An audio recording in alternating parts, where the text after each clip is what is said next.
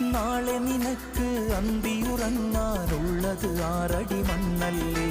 നാളിന്നോളം ചെയ്തതിനെല്ലാം മറുപടി അന്ന് നീ പറയേണ്ടേ.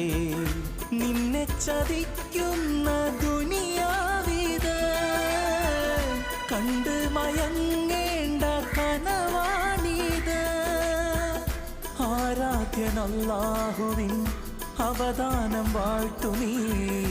അവനിലേക്കാണല്ലോ നിന്റെ മടക്കം. പിന്നെന്തിനാ നിനക്ക് കൊതി ദുനിയാവിൻ ലഹരി, ദുനിയാവിൻ ലഹരി.